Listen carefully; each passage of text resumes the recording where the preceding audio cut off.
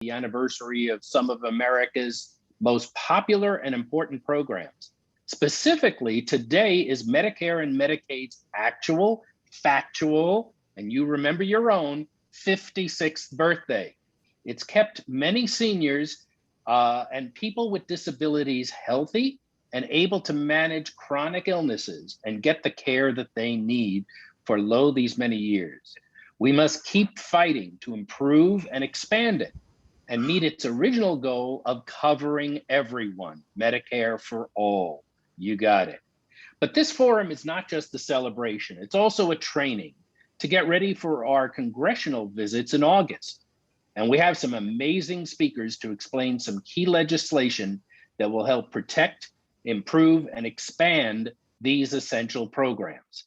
Each speaker will have 8 minutes to speak, followed by 5 minutes of questions. CARA staff will field the questions and you can send them in through the chat. We will do a Q&A after each speaker. This way, the speakers who can't stay for our whole session will be able to move on. So, and plus you'll still be thinking about their topic. After the presenters, we'll move into the training portion of our meeting, starting with Jenny Chang, who will talk about the congressional visits and what we're attempting to set up. After that, Susan Meyer will speak and have a sample meeting, kind of a little run through, and then another Q&A. So let's begin. How is everybody doing? Fine. Thumbs up, thumbs up. Okay. Our first speaker today is Anthony Wright. He has served as Executive Director of Health Access, the statewide healthcare consumer advocacy coalition, since 2002. Health Access has led state and national efforts for many topics to win consumer protections, to fight budget cuts, to invest in our safety net, encourage prevention, and advance coverage expansions and comprehensive health reform. Wright's also led California's coalition effort to help pass the Affordable Care Act and state laws to implement it and to improve it. Remember, it wasn't so easy back then, what, 10 years ago? He campaigns to successfully pass first in the nation laws to ensure timely access to care and to stop hospital overcharging of the uninsured. As a consumer advocate and community organizer, Wright has been widely quoted in state and national media. He's also worked for New Jersey Citizen Action, the Center for Media Education, my God, this guy's been busy, The Nation magazine, and is in Vice President Gore's office in the White House. So lots of experience, lots of activity. We're thrilled to have Anthony Wright with us today. Mr. Wright. Thank you.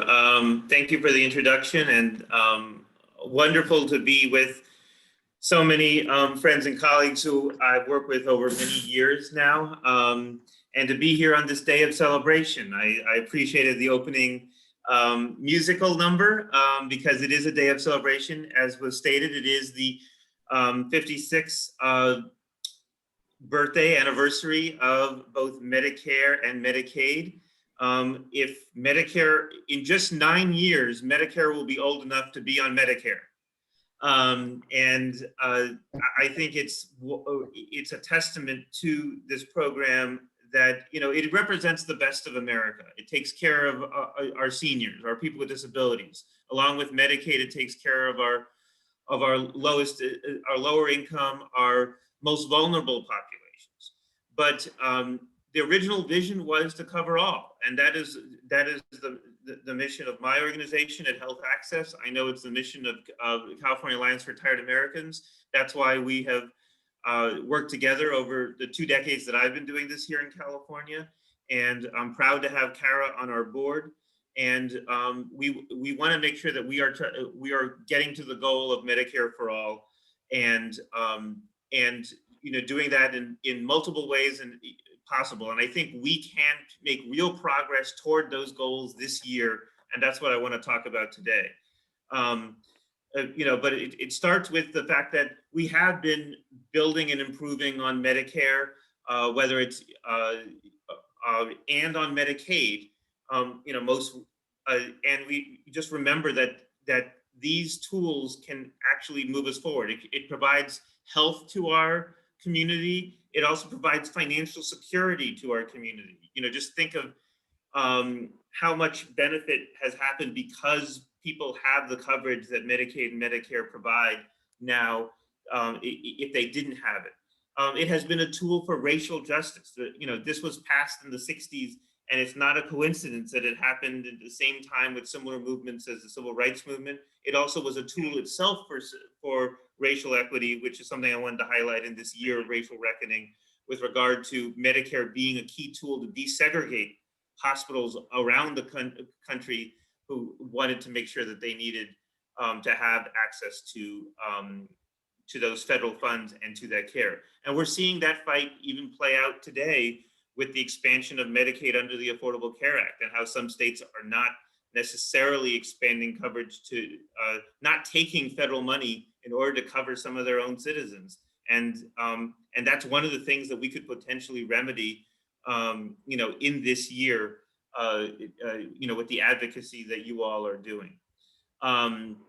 We have so I think we need to both have the vision of how do we move to a world of getting to Medicare for all. That's why I'm pleased that CARA has been active, and that we are active in supporting the Medicare for All bill at the national level by Representative Jayapal. I think that that's a important bill. I know that folks are advocating on, and will be working on over, that's HR 1976. There's also a bill to allow California to get the waivers needed to see what we can do and move forward at the state level with HR 5010 by Representative Khanna. And that's important for me. I sit on the Healthy California for All Commission, and we're trying to figure out how can we move forward at the state level with regard to that. But I also want to highlight some of the real opportunities that can be done literally in the next couple of weeks to move forward. That if we want to advocate for Medicare for all, we want it to be the best Medicare possible. And there is a real opportunity now to, in the infrastructure conversation that's going on nationally, to really focus in on expanding Medicare to include key benefits that right now it doesn't cover.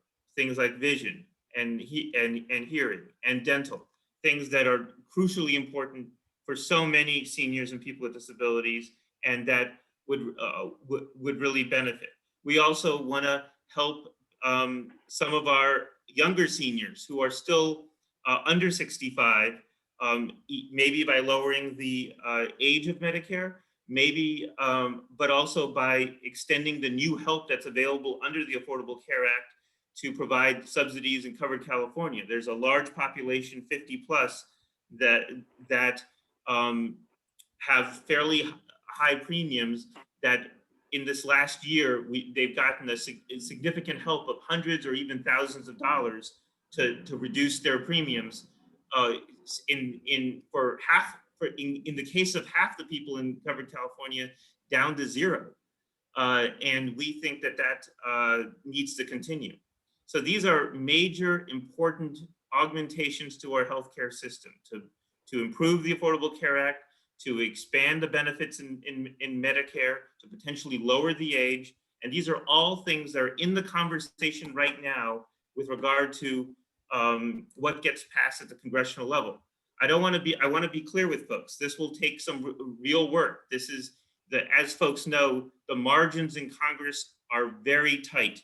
There's a 50-50 Senate, and frankly, even in the House, while our own Speaker Pelosi is supportive of many of these efforts, she can only lose 4 votes out of her caucus as well.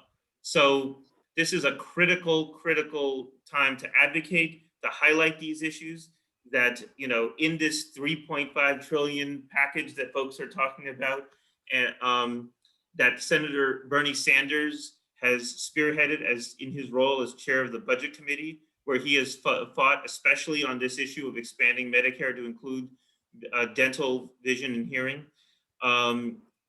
We want to bolster that. We want to support that, and we want to make sure that there's an urgency to that, because there's gonna be real pressure for this package to reduce. And then the question is, what gets lost in the shuffle?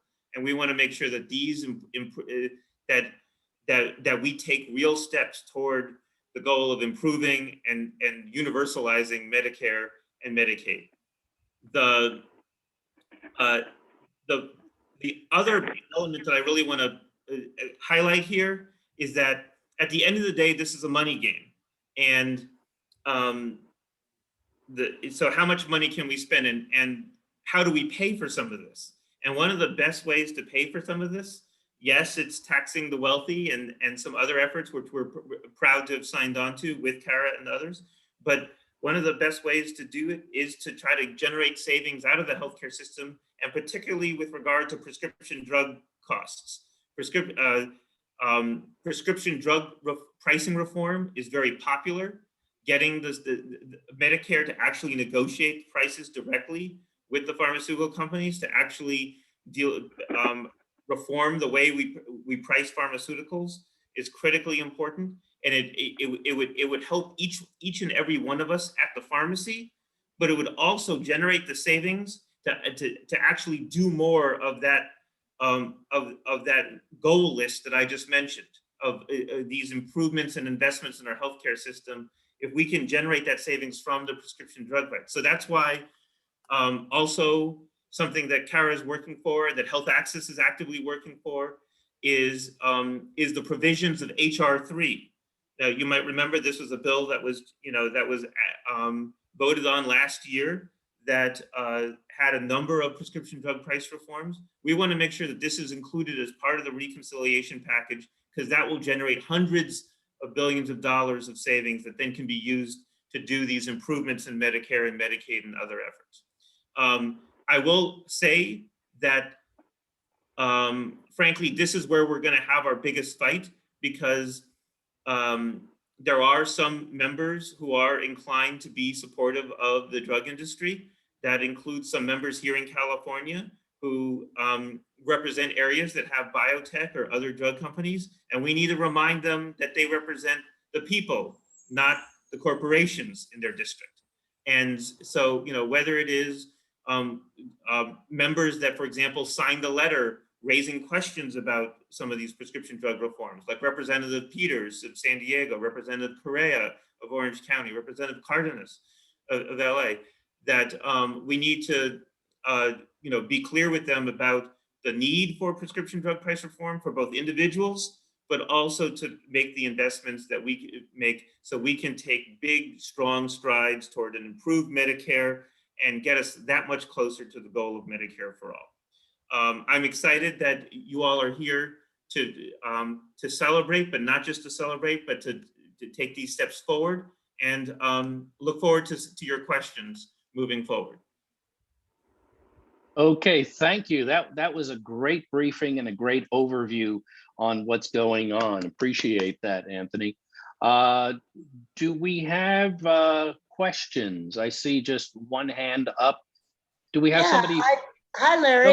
This is Susan You're Meyer, going to field them? staff, and I'm going to monitor the question and answer. So if you have a question, you can raise your hand under reactions, probably at the bottom of your screen. Click on reactions and you can see where it says raise hand. If you've come in by telephone, press *9, and then you're going to line up, and we're going to call as many people as we have time for. So the first hand that was up is Jeff. Jeff, go ahead and unmute. Thank you. Anthony, my question to you is, before the pandemic, there was an effort going on about organizing patient medical records into a database. What happened with that? Because I have not heard a word on that. And I've been watching to see what's going on with broadband on the other. But I believe there was an effort being made to gather medical records and understanding how that has an impact for medical treatment. So there, most of what I was talking about today was talking about federal work, but I'm also happy to answer questions quickly about state work. There has been an effort, and in the budget bill that was signed by Governor Newsom this Tuesday, there is like beginning steps toward building a health information exchange, so that if you, for example, ended up in an emergency room, there would be a way for those physicians to get, with your permission, your medical records, and so that people would be able to talk to one another, and people wouldn't have to, like, if you were even a different system, you'd still be able to get sort of access to the information that they needed to take care of you. That's still an ongoing process, and there's some regional efforts that exist now, but this was an effort to sort of try to do that at a statewide level. And there was some next steps in the trailer bill AB 133 that was signed on Tuesday. The next question we have up is Peter Shapiro. Hi, thanks for your presentation. Just one correction, HR 5010, which is basically the state-based universal health care bill. It's now HR 3775. Just want to pass that on because it's very important that we get some support for it in Congress. It would be much easier to implement a single payer bill in California if that bill was on the books. I just wanted to know if you could elaborate a little bit on HR 3. I don't know that much. Yeah, happy to talk more about HR 3. I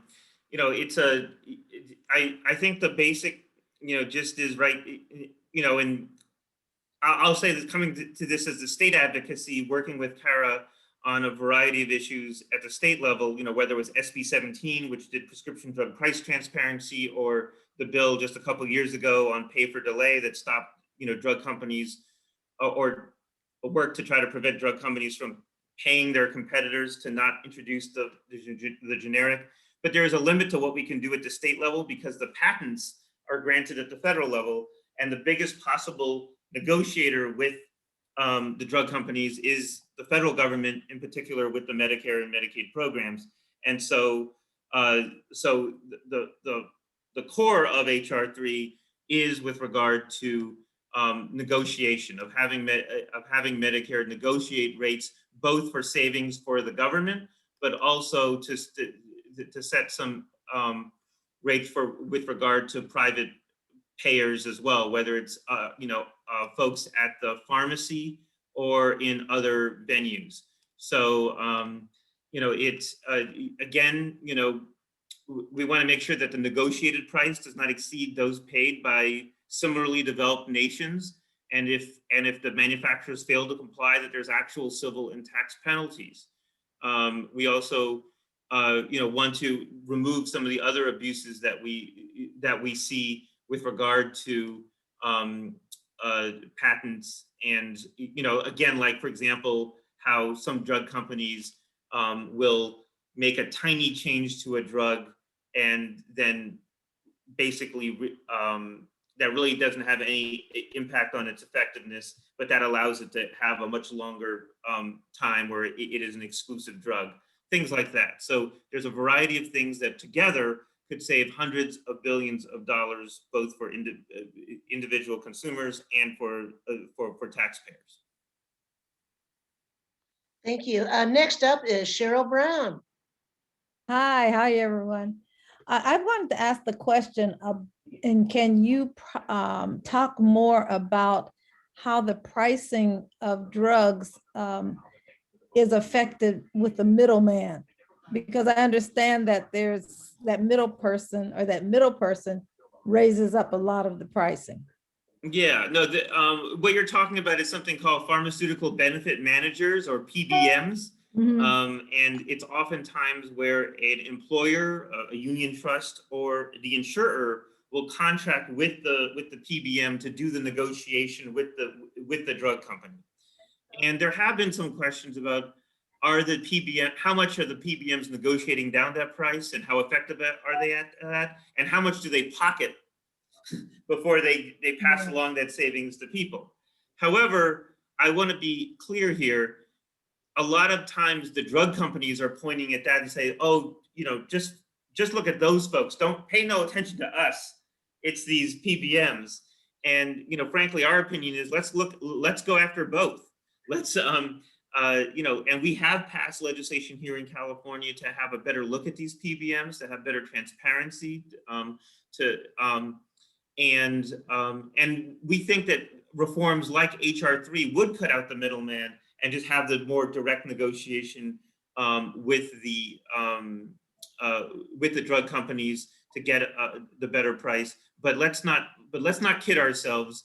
The PBMs are the middlemen, but that's not but the base price of drugs are the ones that are just too high, and that's why we need, you know, this kind of reform. So, you know, I think the drug companies have been trying to play a little bit of shell game here, and I think there's some valid points to go after to have more transparency over the PBMs.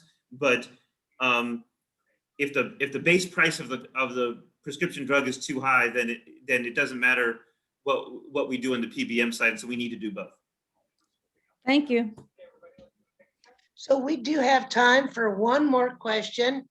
If we're not able to get to you, please put your question in the chat and someone will get back to you. So the next person that was in line was Cheryl Brown. I'm sorry, I just spoke. Oh, I'm sorry, Cheryl already just spoke. And so it was Glenn Thornton. Glenn Thornton.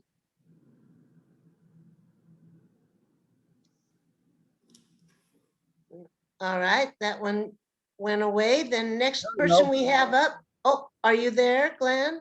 I just had to unmute there for a second. Can you hear me? Okay. Yes. Okay. Anthony, how you doing? Hi there.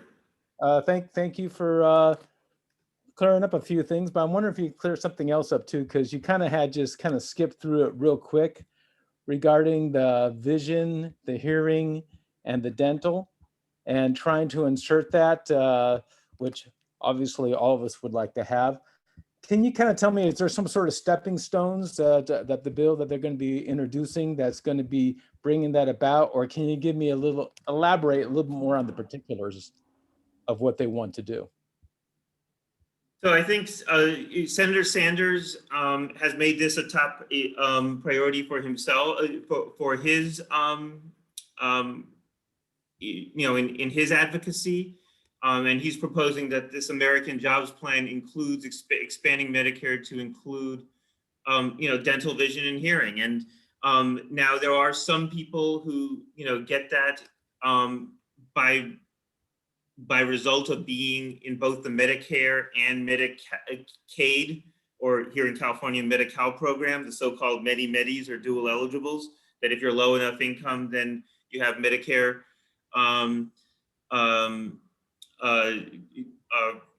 Talk about, so you know, there's folks who get it who are of a particular income or below, but you know, frankly, we believe that these should be universal benefits, and so it, you know, would cost some money to do that, but we think it's worth it, and it would, and frankly, it makes no sense that you know, our teeth or our eyes or our ears are disconnected from the rest of the body. It's an accident of history that these are not covered in traditional health insurance. And again, so it would be similar to how dental or vision is covered in Medicaid or in some commercial products. And actually that's becoming more and more the norm. You know, even in, say, covered California, pediatric dental is now incorporated into these, you know, into the private plans. So I want to just, you know, just say it's something that will cost them money, and that's why having this part of the package that includes the prescription drug reform is so important. Happy to go into more specifics, but again, I think it's just the proposal is to extend the benefit, and what exactly looks like, I think partially depends on how much money is available in terms of is it first dollar coverage, is there a deductible, those kinds of things. But I think that depends on how much money is available. Thank you so much. Yes, thank you. Thank you so much, Anthony. And now we do have to move on. It was so great to have you here, Anthony, right? Thank you so much. Larry, it's all yours. Thank you very much. Yes, that was a very informative session. We could have gone on for a long time, but we have a lot going on today. Let me introduce our next speaker. Eva Dominguez serves as a legislative representative at the Alliance for Retired Americans in Washington, D.C., where she works as the ARA and the state affiliates like CARA on legislative advocacy for retired Americans. In March 2013, Eva also became the executive director of Latinos for a Secure Retirement.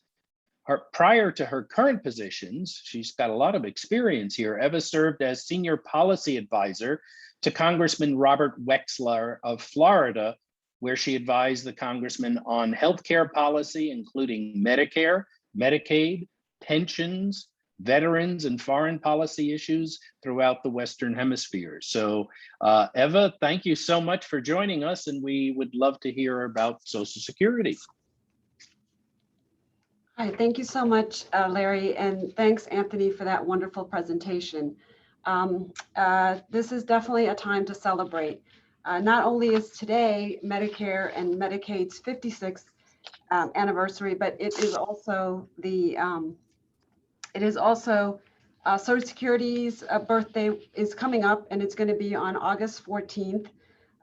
It's going to be 86 years old, and it's and I see that my presentation has already been shared, which is great. So I'm just going to, we do the next slide? Okay. Well, let me see, maybe I can do it on my end. Next slide, please. So I just want to go a little bit over the history before we go into the policy, and this is just very brief. I'm going to go through a few slides before we get to the really interesting policy stuff. But I just wanted to say a few things. And again, these slides will be available if anybody wants them. But the program was created at the height of the Great Depression, when more than half of seniors were living in poverty. The program was expanded in 1956 to include disability benefits, and in 1970, Social Security cost of living adjustments was added so that benefits could keep up with the rate of inflation. Today, the program basically keeps 5 million seniors out of poverty. Next slide. So who's covered? Social Security is a comprehensive family benefit. 65 million people receive Social Security, and these include 49.4 million retirees, 9.6 million disabled individuals, and 5.8 million survivors. It is also the largest and most generous children's benefit, with more than 4 million children receiving benefits. It has never missed a payment, not during wartime, not during natural disasters, and payments were quickly made available after the 9/11 terrorist attack. Next slide, please. The program is paid for by a 6.2% payroll tax that's paid equally by the employer and the employee, and it is paid up to $142,800 in income. That is the level that it's paid to this year. According to the latest trustees report, the combined old age and survivors trust fund and the disability trust funds, if you combine the two of them, there is 2.9 trillion in the trust fund. And the program is fully solvent until 2035. At that time, it will still be able to, or after that, 2035, it will still be able to pay 75% of the benefits. And in order to continue to keep the trust fund solvent beyond 2035, there's something very simple that can be done, and that is to either lift this cap. Remember, payroll taxes are only paid to up to incomes of 142,800. So if you were to lift that cap, or some people call it scrapping that cap, you'd be able to continue paying benefits way beyond that, full benefits way beyond that. So opponents have been, the next slide, please. Opponents have been trying to destroy Social Security since its inception. Detractors have argued that we need to do, all kinds of different terrible things to keep it funded. One of them is to raise the age. Well, just to, I just want to remind everyone that the age has already been increased once. Some people have wanted to turn the program into a means-tested program. And if that were to happen, it would turn Social Security into a welfare program. And some have even talked about cutting the meager cost of living adjustment that individuals get by instituting something called the chain CPI. Now, the latest attack to this program is something called the Trust Act that was sponsored by Senator Mitt Romney and Representative Mike Gallagher. The legislation would create so-called rescue committees to look at Social Security and Medicare, and also the highway safety trust funds, and recommend changes to the program. The committee would meet behind closed doors without any public hearings or public deliberations. The recommendations would be fast-tracked through the process, and Congress would merely have an up or down vote. No changes would be allowed. Now, what's so alarming about this is that earlier this year, on February 5th, Senator Mitt Romney offered his bill as an amendment to the budget that was traveling through the Senate. And the Senate voted for it 71-29, with all the Republicans voting for it and nearly half of Democrats. And this included Senator Feinstein from California. The Alliance has reached out to these Democrats to let them know our strong opposition to the Trust Act. We are concerned that Senator Romney may try to bring this amendment back up during the next budget resolution consideration that the Senate is likely to have in the next couple of weeks. So the Alliance, rather than proposing ways to cut the program, the Alliance believes that we need to expand Social Security benefits. Next slide, please. So currently, Congress is working on two simultaneous legislative priorities. One is the $1.2 billion bipartisan infrastructure package that would cover physical infrastructure, including roads, bridges, rail, water, and energy projects. Then the other proposal is the $3.5 trillion budget reconciliation bill that will include human infrastructure, such as the CARA infrastructure and other top priorities. Bills like, it would include things like bills to address climate change. This legislation only needs a majority vote to pass and will likely pass with only Democratic support. The package is expected to include funding for home and community-based services under Medicaid. It is also expected to include an expansion of Medicare by covering services for vision, dental, and hearing, as we heard earlier from Anthony. And the measure is also expected to contain measures to lower drug costs, which may include drug negotiations. At least that's what we hope. Now, there is something in the Budget Act called the Byrd Rule that does not allow Social Security to be included in the budget reconciliation bill. This was done to protect Social Security from any kind of fast track and from any cuts to its benefits. So in order for any kind of Social Security legislation to be passed, it will need to be done in a separate bill. Next slide, please. So last Congress, Congressman Larsen, who's the chairman of the Social Security subcommittee in the House, introduced the Social Security 2100 Act. This Congress, he has been working with the White House on a consensus bill.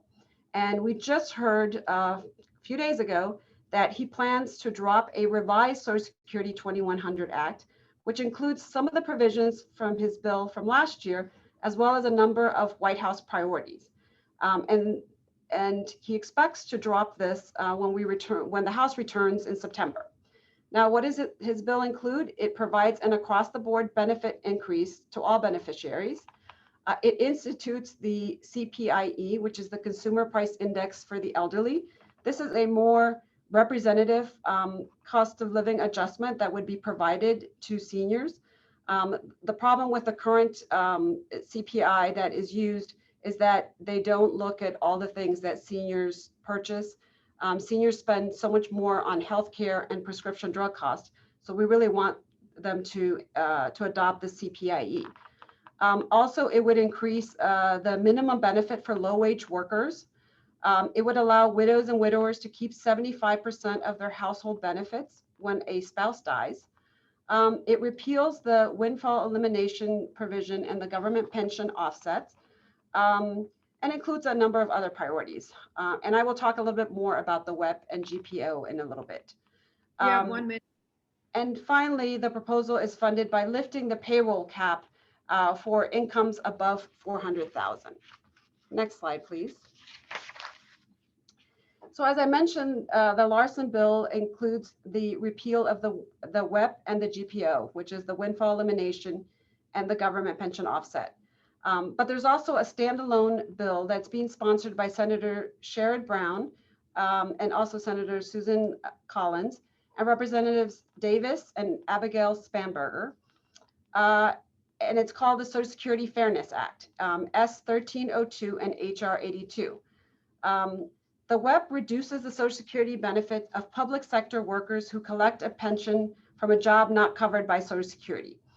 4% of retired workers, or nearly 2 million retirees, were affected by the WEP in December of 2019.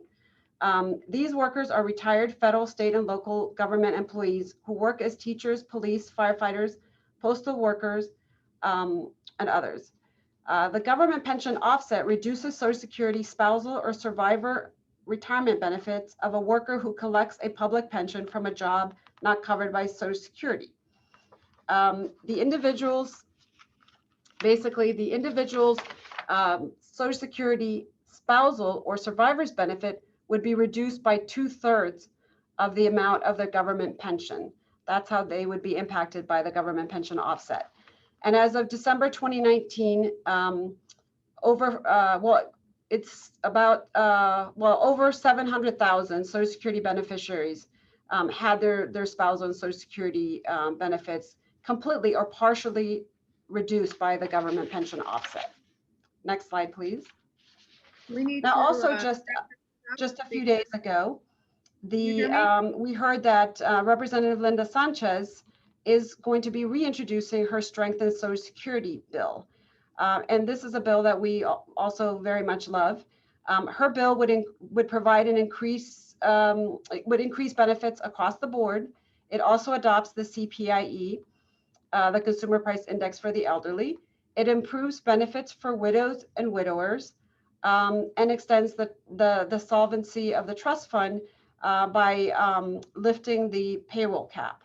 And also want to mention that Representative Sanchez has this bill, the Strengthened Social Security Act, and she also has another bill, the POWER Act, that would just deal with widows and widowers, and that particular bill would just increase the benefits of widows and widowers. When they lose one of their spouse, they would be able to keep 75% of the household benefits for Social Security purposes. Next slide. Now, there's some really good news in Social Security. On July 16th, 2021, President Biden fired this is the Social Security Commissioner that was appointed by former President Trump, and his name is Andrew Saul. And this was after the General Counsel basically gave the President the green light. He fired Mr. Saul, and at the same time, the Deputy Commissioner Black resigned after being asked by the President to resign. And the problem is that Commissioner Saul politicized the office. He antagonized workers and tried to have the attorney examiners adjudicate disability reviews rather than the independent administrative law judges. This would basically have taken away, and it did take away, the due process of disability claimants, as the attorney examiners are beholden to the commissioner. They're not independent like the administrative law judges. He also implemented regulations to increase the number of reviews that disability claimants would be subject to.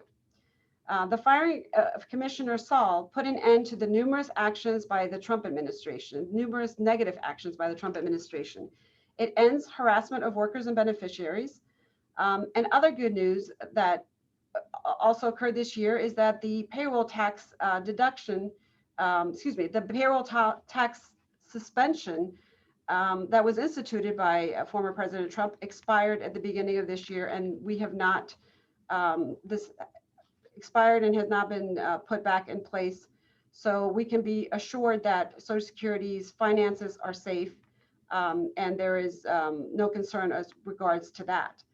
And also funding was included in the HHS appropriations bill to provide more funding for the Social Security Administration.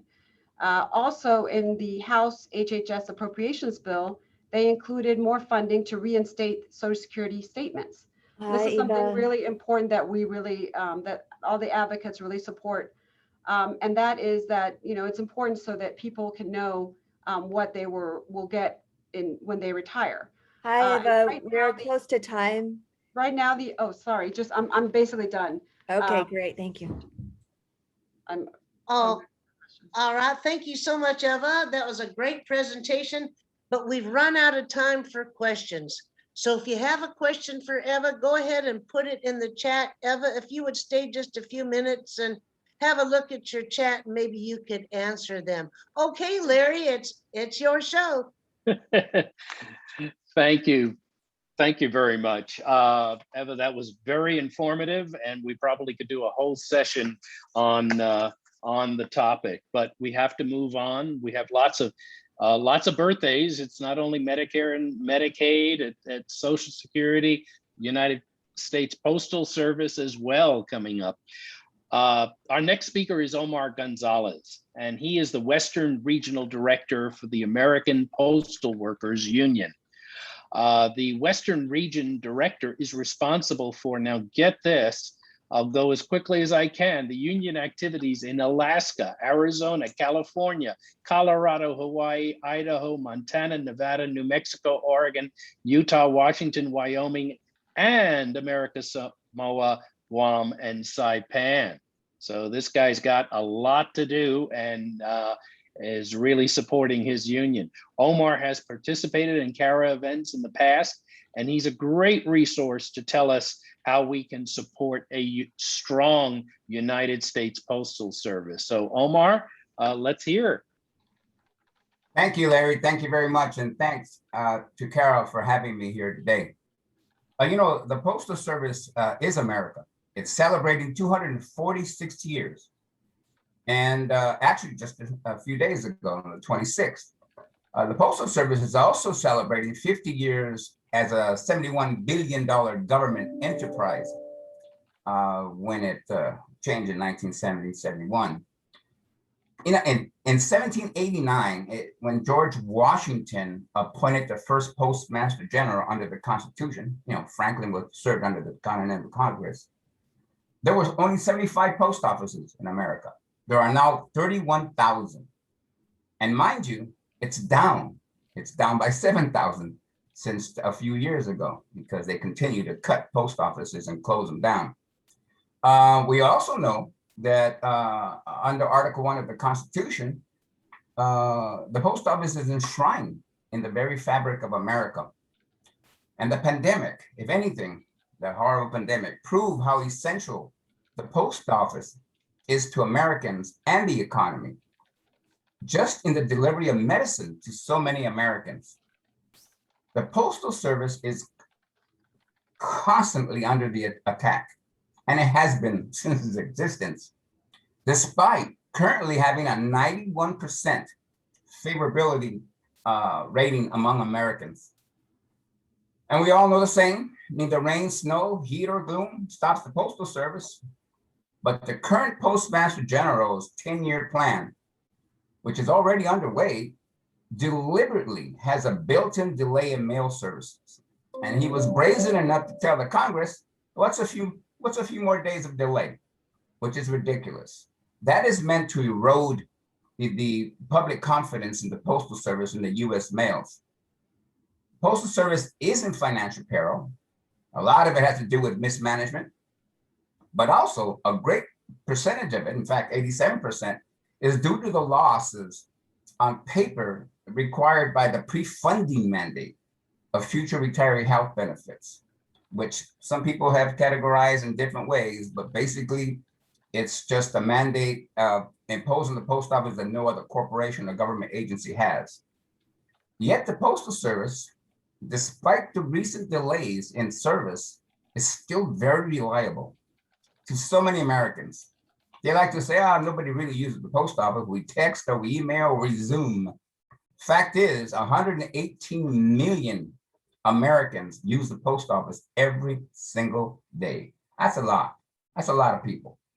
And when you compare 58 cents, which postage is going up in August, to a letter rate at UPS of $10, it's still a bargain, a big bargain. Or you compare the cost of mailing medicine through the Postal Service at $4 compared to $24. So America and the US Postal Service, it's needed more than ever. In fact, the Postal Service enhances access to Medicare, Social Security, and unemployment benefits, some of the things we're talking about here today. And contrary to the claims the Postal Service is broke, it actually makes money. It has a profit every year until the pre-funding mandates creates a deficit on paper. And of course, it's also mismanagement. For years, just until recently, the Post Office did not have any governors on the board of governors of the Postal Service. It was a ship sailing with no sail, no rudder, and the Postmaster General was basically in charge of finances, operations, and everything else. Finally, now, under Biden, the board is complete and is functioning as intended by law. The Postal Service plays a major role in the economy, which is set by law, mind you, and is also the core of a $1 trillion plus mailing industry. So what do we need to keep us viable? We need your support and support of Americans. We need support for the Post Office Improvement Act, which enhances vote by mail, which is of course under attack in so many states right now. Vote by mail is safe, efficient, and it protects us from this crazy pandemic we're going through. Also, we need support for the Postal Service Relief Act, Senate Bill 1720 and HR 3076, that will provide for sensible financial and operational changes. It repeals the pre-funding mandate. It integrates participation in Medicare, giving retirees options. It ensures 6-day delivery and other services. So again, America is the Postal Service. The Postal Service is America. And I just can't envision this country without a viable Postal Service. So we need your help. And I thank you for the opportunity to present this to you today. Omar, that was fantastic. Thank you. We have time for a couple of questions. Go ahead, raise your hand. I see a hand up already. Randy Hicks. So I'm Randy Hicks with Californians for Disability Rights and a member of CARA. So my question is, now the post office, are they now looking into ending that procedure about how they have to put all of their money into the retirement fund already? Are they going to try to change that? And do you have all the senators on board, including Sinema and Manchin, to help you? Let me start with the last question you had. I don't think I have to tell anybody on this call about the U.S. Senate and how the delicacies of the politics and actually the shenanigans of the politics. We don't have all the senators on board. Definitely, we're working on them, which is why we're asking for support for this bill. But also to get to your first point, when it comes down, it's not the retirement fund, it's the future retirees' health benefits that on paper is killing us. There have been studies made, reports issued that the Postal Service has actually overpaid into its retirement systems, the actual retirement systems. And then you got situations where you got the opposing reports, where actually the Postal Service is in a deficit when it comes to the funding. Fact is, the government has used most of the money that the Postal Service set aside for its retirees. And of course, we're in debt, according to some estimates, by $100 billion, and then all the way down to $54 billion. But again, a lot of it has to do with the mismanagement of the process. And unfortunately, it took a long time for postal management to realize that they had to get on board to have the mandate on the future retiree health benefits eliminated, because it's killing us. We actually make a profit every year and then have go deeply in debt very next month on paper. Excellent, thank you. That was great. Next up, we have Elizabeth Pataki. Hi, Elizabeth. Hi. I was so glad to hear that we now have a full 6-person board. I wasn't aware that we'd done that. So then why is DeJoy still here? Why haven't they voted to eliminate the man? Well, let me tell you something. If I can answer that question, I'll give you some lotto numbers, would become millionaires and fly off to somewhere. The fact is, the president cannot fire the postmaster general. The only ones that can actually fire the postmaster general under statute are the governors themselves, because they appoint the postmaster general and then jointly they appoint a deputy postmaster general.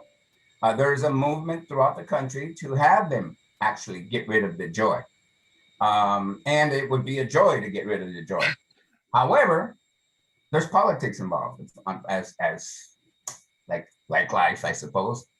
But what they're doing now that we have a full board, and some of those people are very, very enlightened governors. They come from areas of our society that are pro-people. So we should begin to see, as the board actually starts functioning again, because it hasn't for so many years, put their fingers and thumbs on the postmaster general to serve the American public and not make it a for-profit corporation. I envision that soon, as the arrogance continues to be played in Congress from this postmaster general, we will see a change. It's just going to take some time. The board has to start functioning. It's only been an actual board, full board, for a couple of weeks. So it has a ways to go. Thank you. We have time for one more question. Nadine, please. I've got 2 questions. I'll be really fast. So the bills that you want to support are Senate Bill 720, and then the other one was HR 726. Did I get that right? Yeah. Well, actually, it's Senate Bill 1720 and HR 3076, which is the companion bill. 3076. The other one is the Postal Improvement Act, and I don't have the numbers before me. But I have the name, so I'm good on that. But my next question, because I'm running out of time, is if we pass healthcare for all, what will happen to that big, huge pot of money you have for future healthcare expenses for your retirees? Well, first off, we don't have anything in the pot. The Postal Service is not paid into for years. It has not paid the mandate, which makes it, of course, broke on paper. So therefore, there won't be any money because there is no money in that pot. We haven't paid for years. It's just a ridiculous mandate. And so while we like to share the money, there is no money. What do they say? We're broke and we have no money.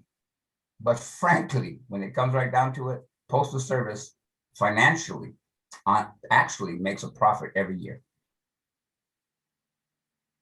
That was great, Omar. My favorite line was, "It would be a joy to get rid of DeJoy." All right, Larry, you're up. Thank you very much. Yeah, that was a lot of fun, and it'll be fun when it happens, hopefully very soon. Moving right along with our meeting today, our next speaker is Malcolm Harris. He is a California campaign manager for Caring Across Generations. That's a national organization building a movement to transform the way we care. Born and raised in Oakland, Malcolm has been a community and labor organizer, moving campaigns around the country. Most recently at the Los Angeles Black Worker Center, Malcolm led a team of organizers moving a statewide coalition and campaign called Black Workers United to create a stronger workplace set of protections for all California workers. This coalition won victory in 2019 with the creation of a Civil and Human Rights Office in the city of Los Angeles to address workplace discrimination, particularly for Black workers. So our final speaker for this section of the meeting tonight or today is Malcolm Harris. Malcolm? Hi, thank you for having me. And just to say, I have put 6 minutes on my clock just in anticipation of you, Susan. It is great to be here today. Much appreciation for y'all having me. And especially in the middle of the celebration of so many acts in our country and the need for more than what we have. So I am here today to talk about the American Jobs Plan and the home and community-based services specifically within it. And what is called now our Better Care, Better Jobs Act. And within that act, there is a $400 billion investment in Medicaid, home and community-based services, which would can expand Medicaid access for seniors and people with disabilities and enhance the direct care workforce by elevating wages and increasing opportunities for good paying jobs. The bill would expand access to home and community-based services by providing $100 million for states to expand access to Medicaid HCBS and strengthen the HCBS workforce and make permanent the 10% increased federal matching rate, or FMAP, for states for Medicaid that was passed in the American Rescue Plan. And so far, more than 480 organizations nationwide have signed on in support of this act. Just to go over briefly some of what the Better Care, Better Jobs Act would do is it would make permanent increased federal funds for Medicaid HCBS for states, as I mentioned. It would again provide additional incentives to help states with their HCBS workforce programs and expand the support for family caregivers. And it would also create stronger supports for quality and accountability. And it could also provide funding for states to develop an HCBS infrastructure improvement plan that would involve public improvement and input, and that would permanently authorize protections against impoverishment for individuals whose spouses are receiving Medicaid currently. And it would also make money that follow the person permanent. Also, there are implications specific for California within that. And part of that is it will require strengthening existing LTSS programs such as IHSS, Regional Center, and HCBS waiver programs. And this would support also requiring expanding the LTSS safety net to support all Californians. And we already know that in California, the Department of Aging points out that 5 million unpaid family caregivers currently care for a loved one, and that this number will increase, as well as dependence on paid caregiving professionals. In the coming year, California will face a labor shortage of up to 3.2 million paid direct care workers.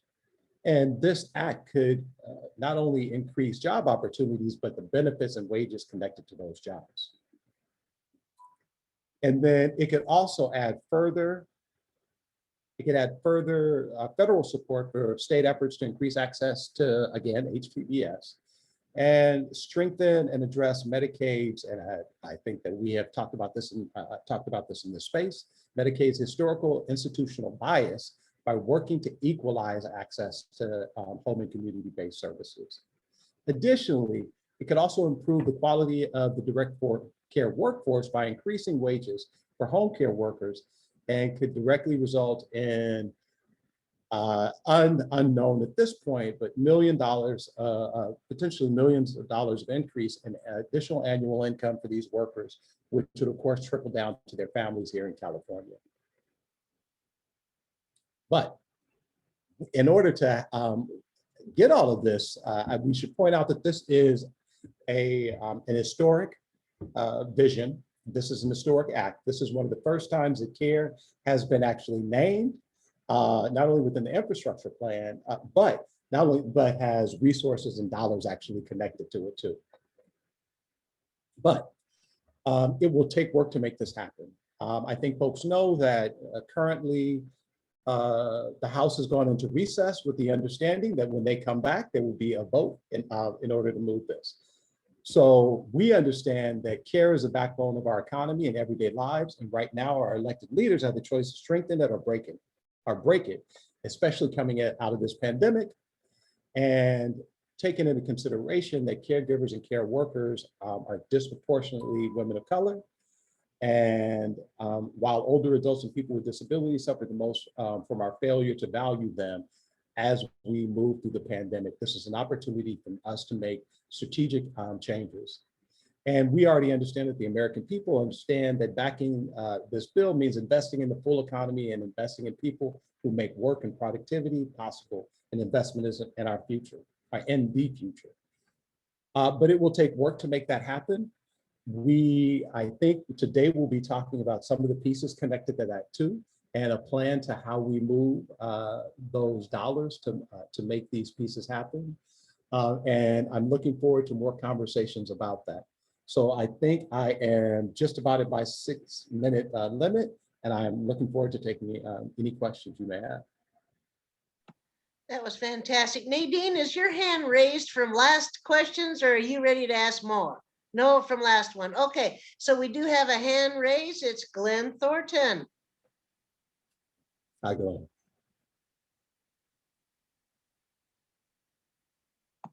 And Glenn, you are muted. You'll have to unmute, Glenn.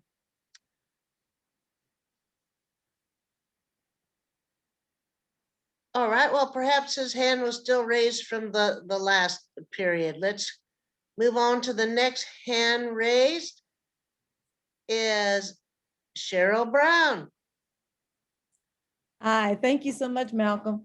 I wanted to ask you to go into a little bit more of the family caregivers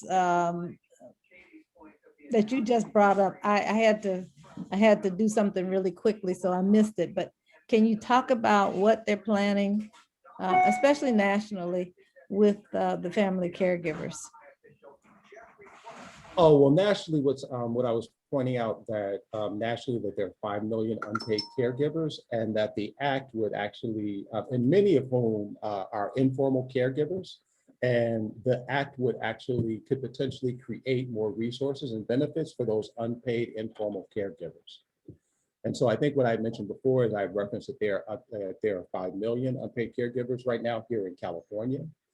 And this could be an opportunity to create new resources for those folks, especially if they may or may not become IHSS workers or home care workers. I hope I answered your question, Michelle. We have another hand raised, Malcolm. That's Joe Donahue. Malcolm, I'm hearing impaired. Would you say the bill number and name again, please? Yes, sir, Mr. Joe. The bill is, it is the Build Back Better infrastructure bill that by the Biden-Harris administration. And the specific piece connected to that is the piece connected to Medicaid and home and community-based services. It is S2210, the Better Care, Better Jobs Act, S2210. Thank you. The next question up is Myron Woolen. Hi there. Hey, Myron. Hi. Hi, Malcolm. How are you? So I wanted to you to share the information about how people can participate in the survey for LA City that you're conducting. Well, can we hold on that right now, because that's not necessarily connected to the HCBS piece, and I don't want to distract, but I appreciate you lifting that up, Myron. And by the way, Myron and I just had a meeting this morning, so it's good to see you here. It looks like we have one more hand raised, and that's Randy Hicks. Unmute.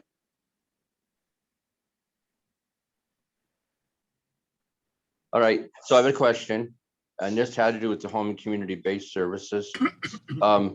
If they increase the home and community-based services, would we have to reapply for the 1115 waiver? Because the 1115 waiver is one of the driving engines for a home and community-based services. And because right now we filed the waiver and we're going to get this much, money. Now, if they were to, either with the COVID-19 money or with the infrastructure bill, do we reapply, or do most people who have home and community-based services, will they just add an addendum to it and an attachment? You know, great question, and my apologies, I am not prepared to answer that question right now. Is there anyone else who could? Jody? Yeah, I can try. Thank you. So Randy, what I understand is that the administration has incorporated the potential of California's portion of the HCBS money, if it's passed, into their waiver request. And because, you know, the timing is difficult because we're still waiting for that.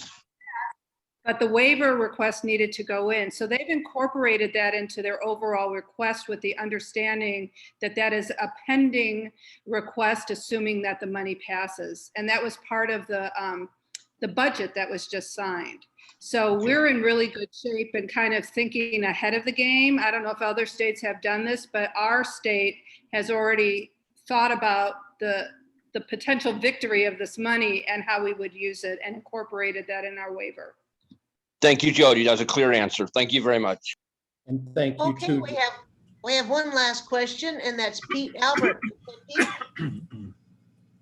Hi, yes, thank you, Pete Albert, SEIU Local 1021 retiree chair. Thanks for the presentation, Malcolm. And I think you mentioned the summer recess for the House, and I just went to the website for the House, to the calendar. It appears they're in recess from today until September 20th. Is that right? Is it that long? No, it's not. Okay. They're supposed to be back at the end of the month. So September 1st? Oh, yes, I'm sorry. I thought you would say September 21st, yes. The recess starts today. Yes, and we go through September 1st, yes, sir. Okay. And then I have a question, maybe this is for Jody. Is there going to be a discussion today about lobbying the Congress members in their home offices during this month of August? Yes, that's coming up next. Oh, good segue. Well, thank you so much, Malcolm, for being here today. It is an honor to join with your organization to improve and add to our home care. Very important. Thanks so much, Malcolm. Can I make one comment, Ms. Susan? Of course. Just wanted to point out that my colleague Rocio Gonzalez has dropped a link in the chat for more information. We have she and her team have put together a summary regarding the Better Care, Better Jobs Act. So please look for it in the link, and thank you all. Well, that was thank you, Susan, and thank you, Malcolm. The first hour was just fantastic. There was so much information to absorb. Things were explained so clearly. We had some great speakers. So I felt it was a great 1 hour spent. We have a next section of our meeting today, which is going to be even better if that's possible. And that is Jenny Chang and Susan Meyer are going to lead off talking about our new effort, and that is to do congressional lobby visits during the month of August when Congress members are back from Washington and in their districts, and we want to deal with both national issues because they affect us in California. So it's not just talking to our representatives in Sacramento, it's also talking to our representatives in Washington. And so this is very exciting. So Jenny and Susan, take it away.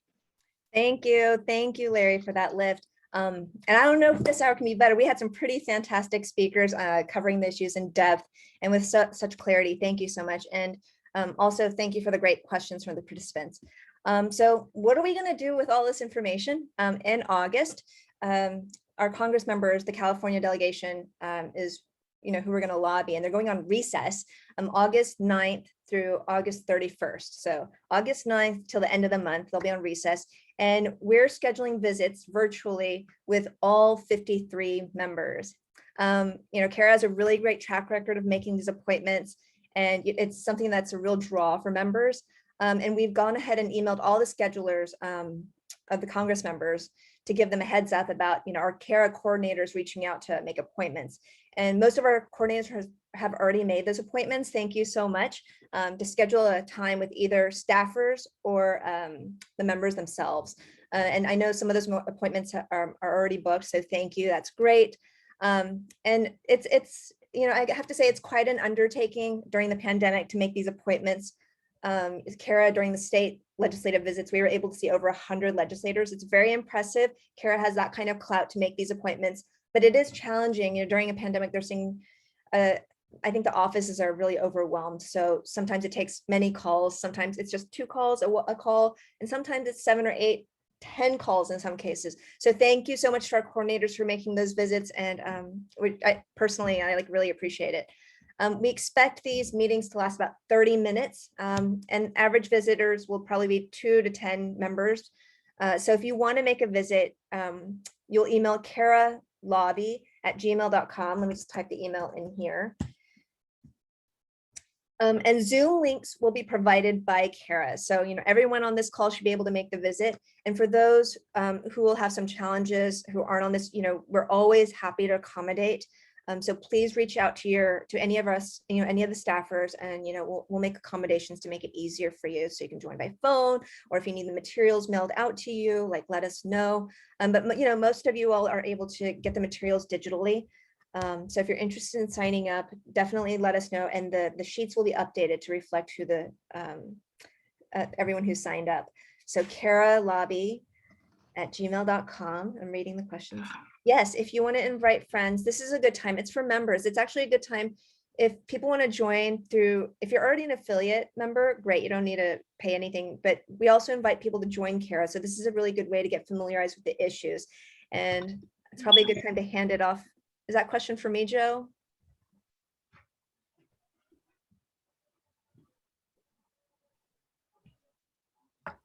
Yes, I'm already having what I consider issues with my contact. I called on Monday and was told that the congressman didn't have any time in his schedule, and then that she would get back to me. And I haven't heard a word. And then the other issue is she's insisting that we have to use the congressman's Zoom site. So I don't know. My issue, my big thing is I'm Facebook's friends with my congressman, and I'm thinking, should I circumvent her and just have a little message to the congressman? Or Joe, I think you're in a good position there.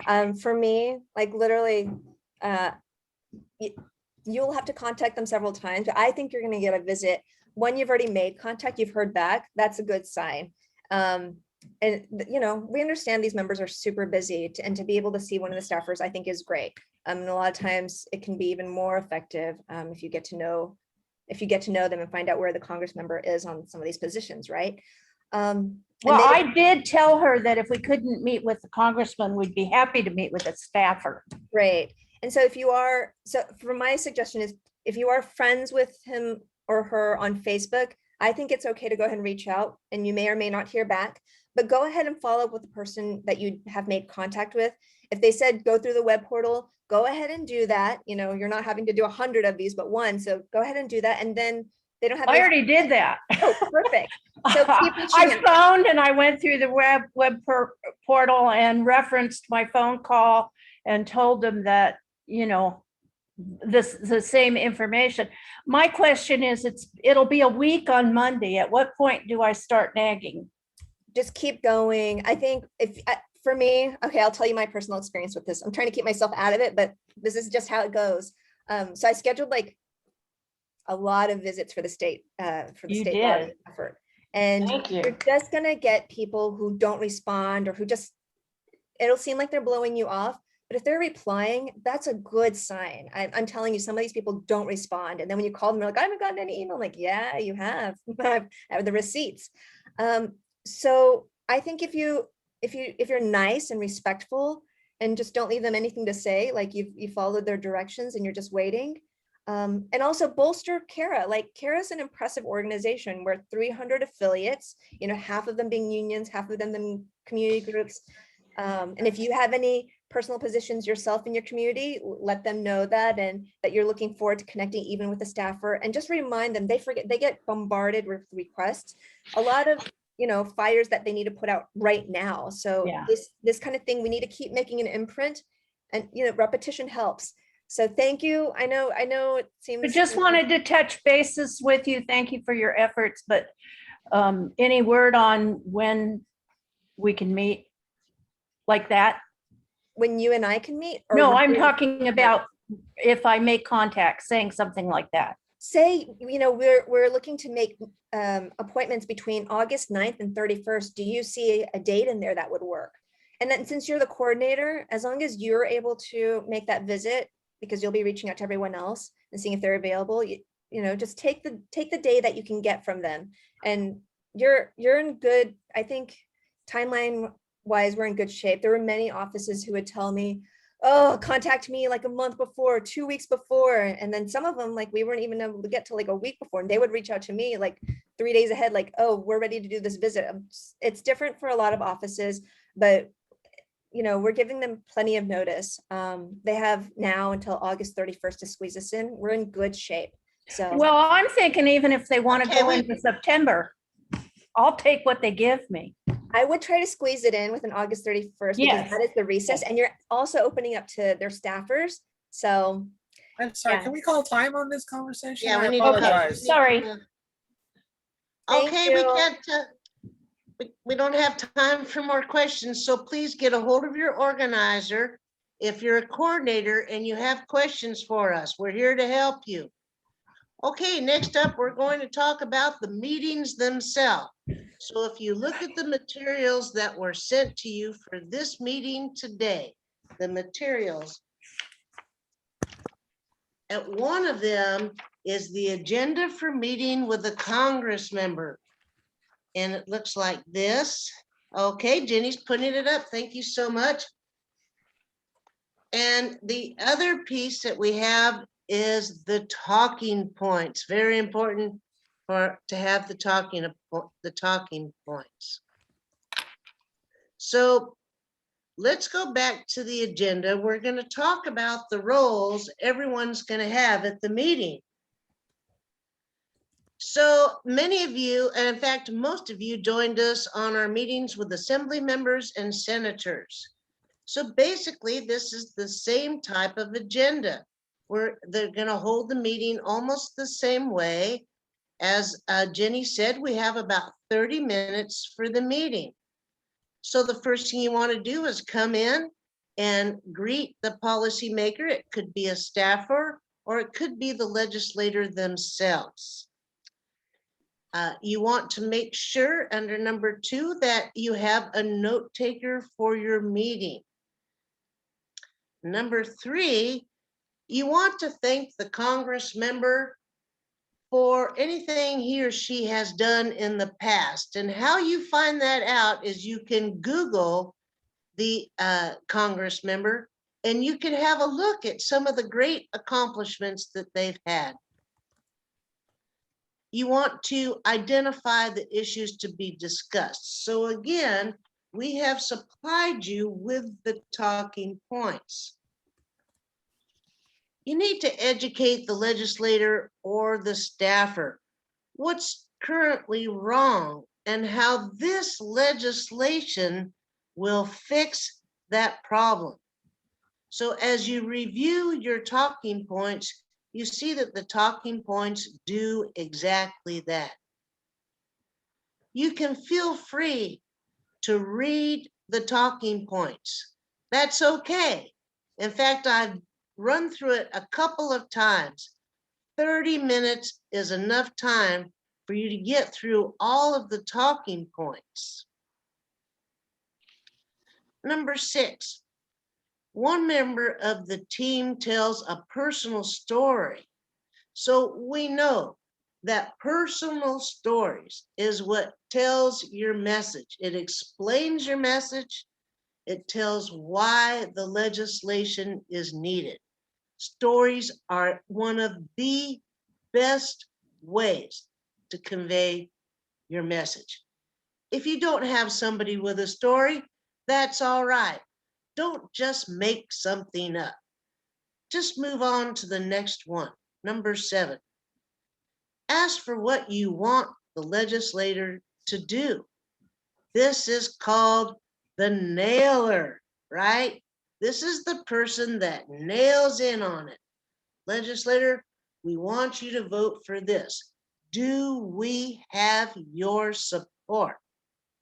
Now, many of us are very experienced, and sometimes they're not willing to give a commitment. But a good nailer will not just ask once. They will ask more than once to try to get that commitment. And this is where the note taker's role comes in very handy, because a note taker then will write down whether or not we were able to land a firm commitment and on which pieces. We are going in with many different issues to speak about, but I do believe that you'll be able to get these issues completely covered within your 30 minutes. Next, you want to ask the legislator if they would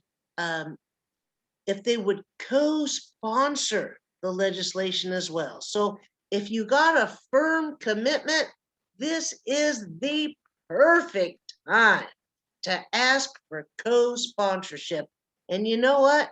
We have succeeded in many co-sponsorships just by asking this question. You can do it. So in the very end, when we meet in person, we leave written materials like the talking points or fact sheets. In this situation, CARA will email these in advance for your meeting. So when you start your meeting, you can ask the legislator or staffer to feel free to look at the materials that were sent. And if they tell you they were not sent the materials or they don't have the materials, don't worry. Write that down in your notes that that legislator needs the materials, and we will be happy to email them out for you. Okay, and so in the end, you want to thank the legislator or staffer, of course. But what's very important is if they asked you a question and you don't know the answer, that's okay. We don't want you to make anything up. There should be no pressure on you.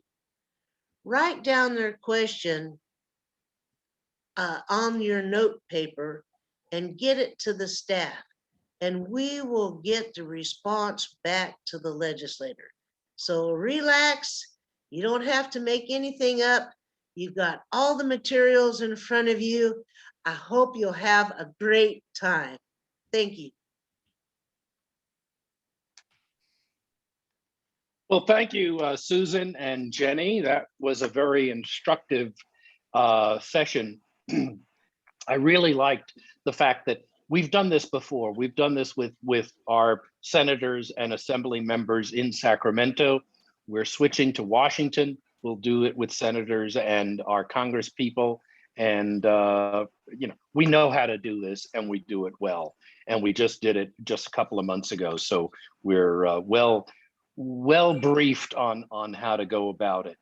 What we're going to do now is go through a simulation, and we have Heine Kelly and Keith Umamoto to take over that part and show us how it's going to work. So Heine and Keith, would you please?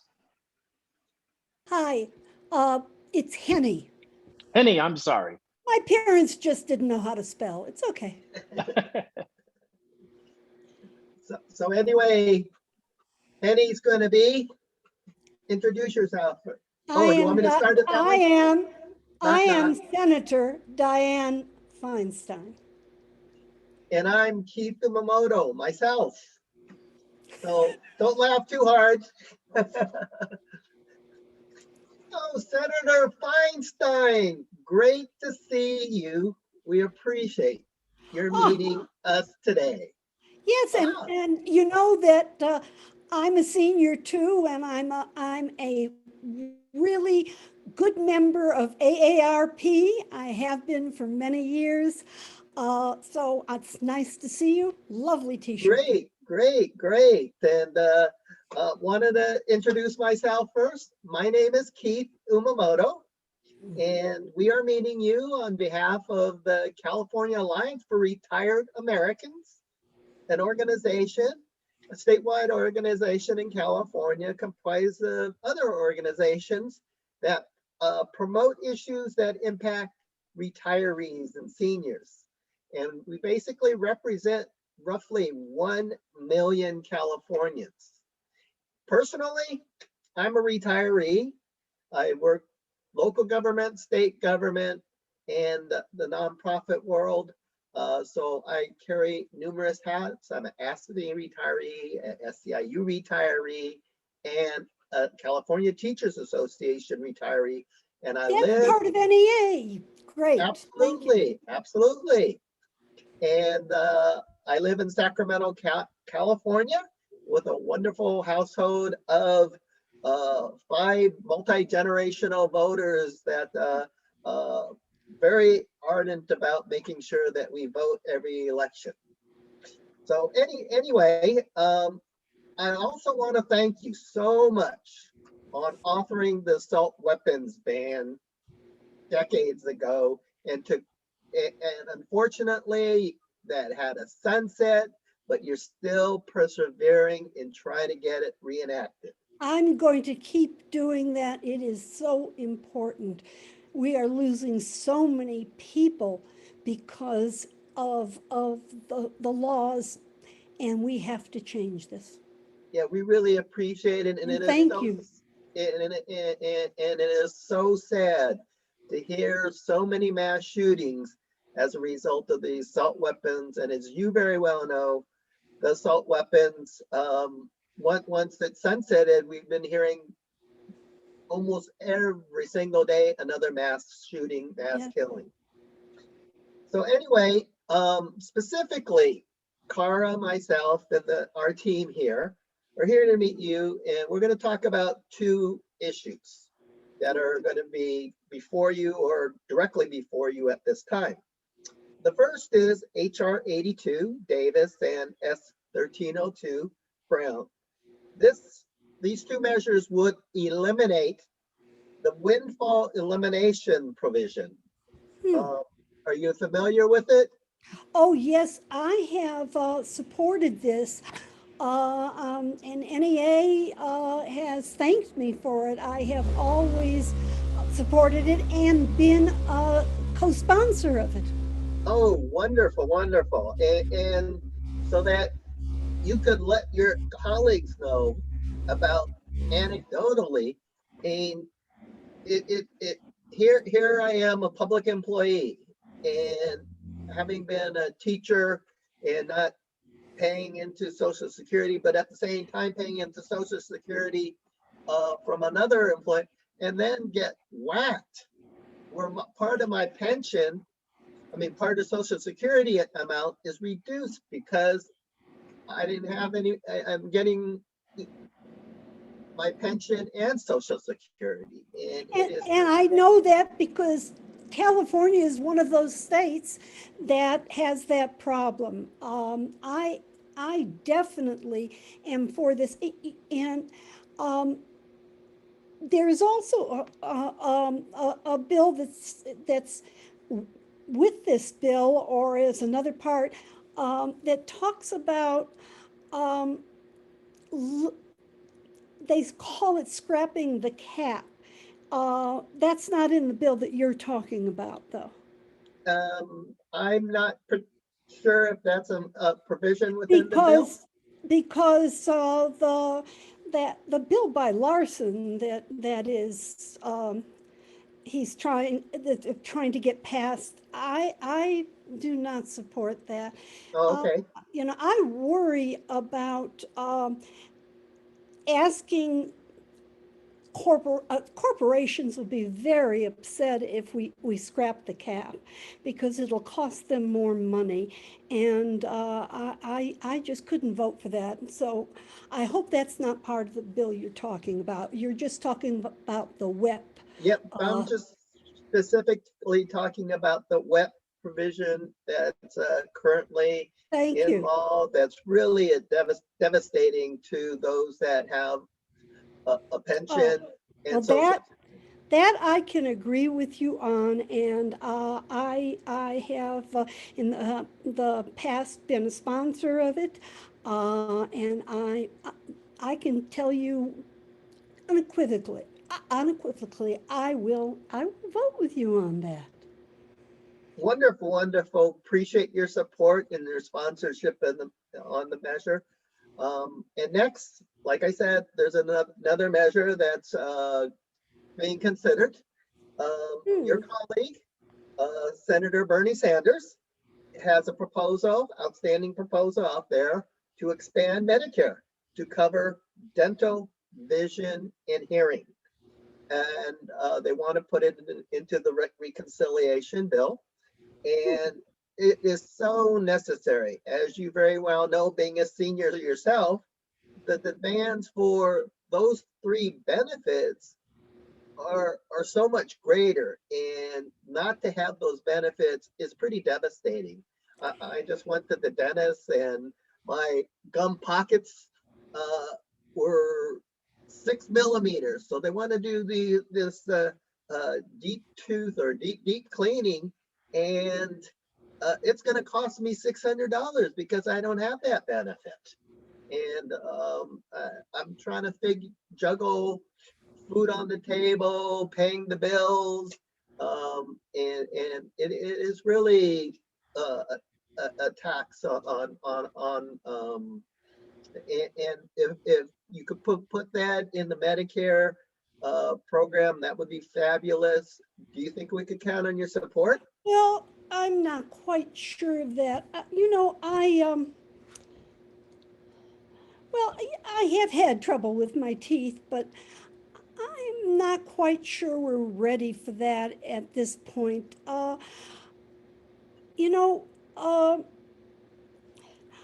I worked very hard on getting that prescription Part D.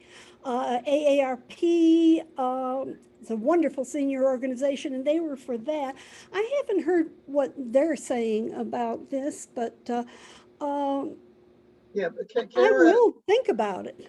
CARA is fully knowing very well, as you noted, that dental is something that, as we get older, is in greater demand. Same with vision and same with hearing.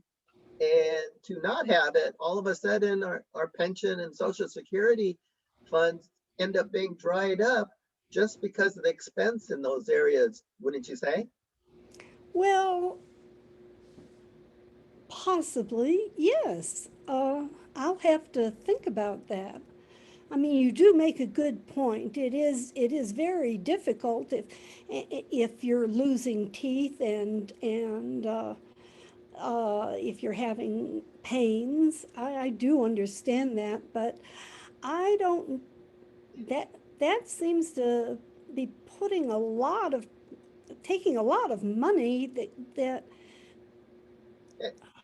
I'm just not sure. Can you give me more information about that or send that to me? I will get back. Senator, your next meeting is here. I'm sorry, we're going to have to call this meeting.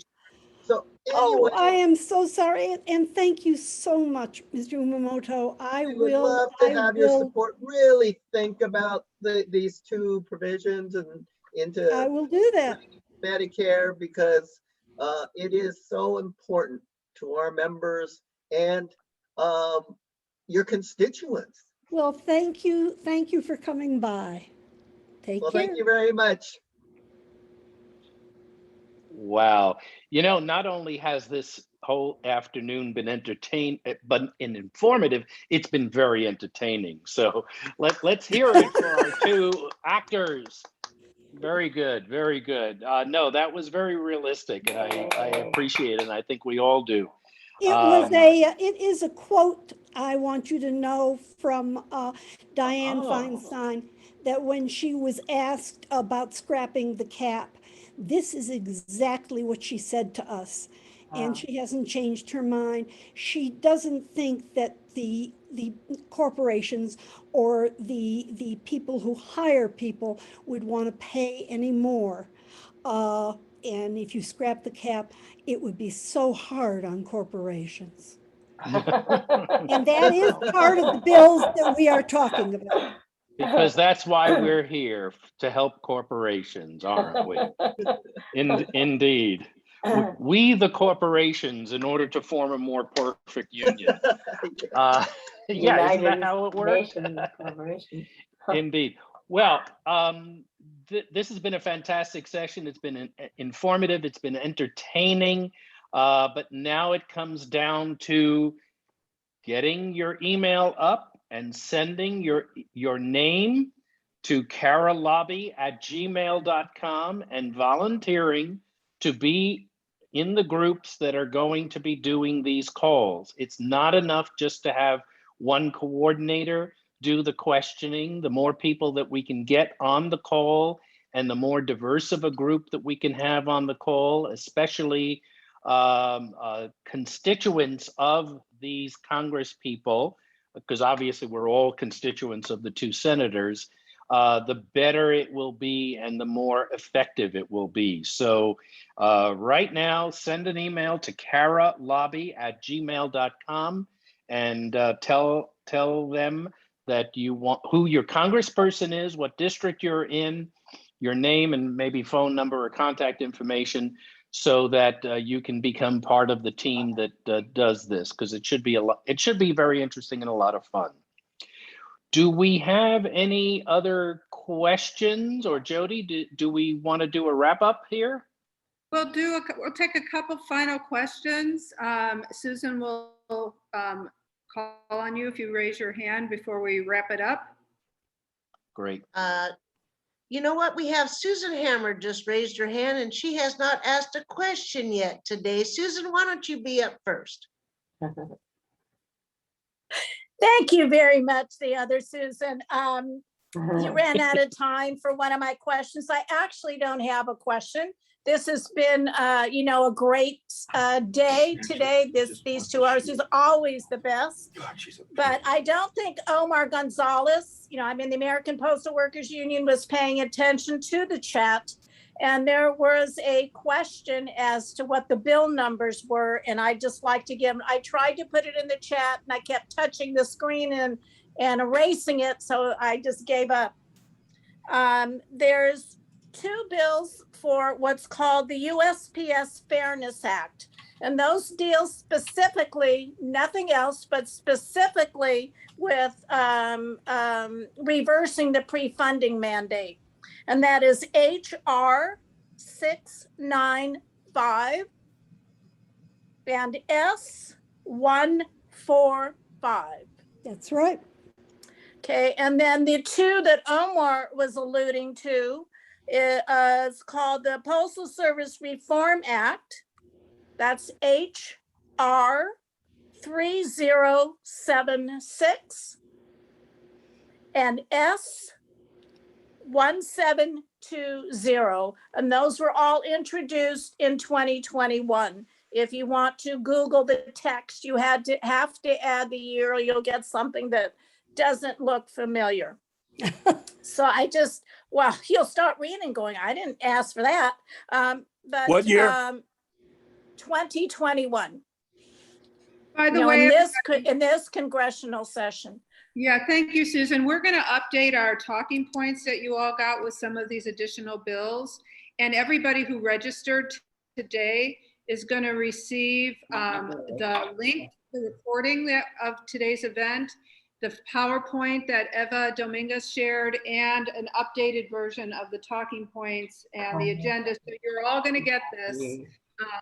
If you registered and you're here, you'll get it. It will also be on our website for those who are unable to come. So you all have everything you need.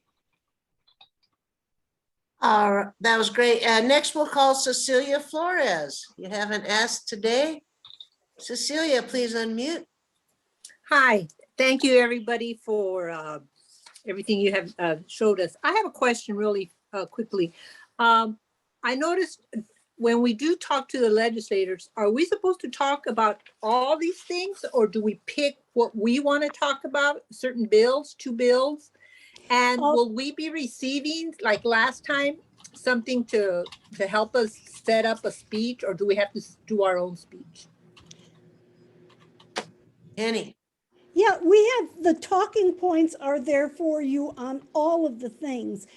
Depending on how much time you have, it picks, you go through these. In our little talk, we only covered 2 things because you didn't want to listen to Dianne Feinstein for 30 minutes. Well, yeah, because I'm just wondering, there's a lot of bills, and I mean, we could. And you have the talking points, and basically we want to tell them that these are our bills. Basically, you may stress some, and you may have some stories, as we say, real stories that will back those up. Those are the ones that you take a little more time on, but you should reference the other bills that you have on there if you can't get through all of them. So yeah, because that's something you can work on with your group in your decision. Okay, it's because there's 10 bills. Okay, so basically last time we got a little speech of what to say, and that helped us create something to say, but this time we're on our own. Okay, thank you. No, go ahead. You're not on, let me correct that, Cecilia. Uh-huh. You are not on your own. Those talking. No, I mean, all of the talking points. So everyone here, those talking points are very important. And we should all try to get through all of the issues in our 30-minute meeting. Try to get through as many of the issues as you can. But as Henny says, if you have a compelling story, a person in your group that has a story, you're going to want to tell that story. So please do. Thanks so much for your questions, Cecilia. And I think that brings us up to the 1:45 time period. Jody? Yeah. I've had my hand up. This is Pete Albert. Okay, hold on one second, Pete. We are going to try and wrap up. We'll take your question when we're done. I just want to make sure everybody knows a couple of things before we leave you today.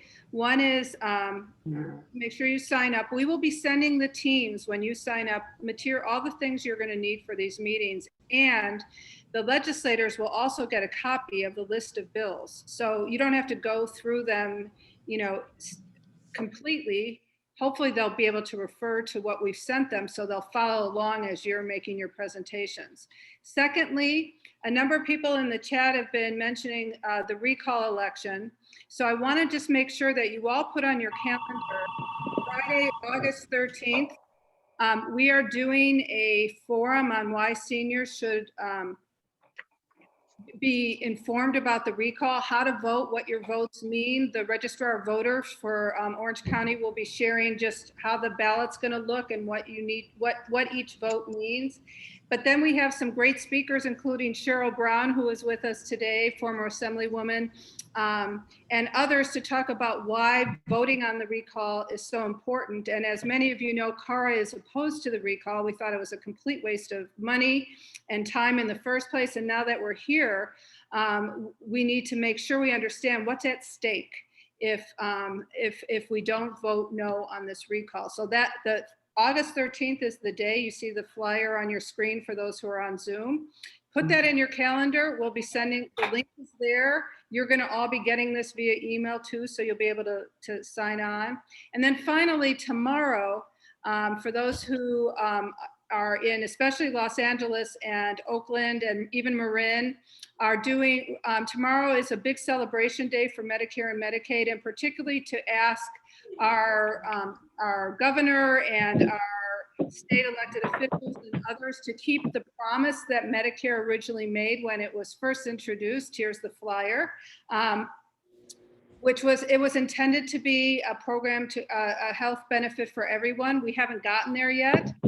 So we want to finish the job, both at the national level, but also work with the governor to make sure that we in California create a guaranteed health plan for all, be the first in the nation, and show the rest of the country how to do it, and how to save money and make sure everybody's covered with the benefits. So if you're around tomorrow in Oakland, San Rafael, or LA, you can join the events. But there's also a virtual event for those who can't be in one of those places to watch and celebrate these programs. And it's on the flyer that is before you. So we urge you to join us. And I guess the last word is going to be Pete asking his question, and then we're going to close this out. Thank you all so much for being here today. It was a lot of information, a lot of great speakers and presentations, and we so appreciate all your patience and your participation. So go ahead, Pete. Yeah, hi, Jody, thanks. At SEIU 1021, we have a retiree council, and we have retired members around Northern California, and I want to recruit them to participate in these lobby visits.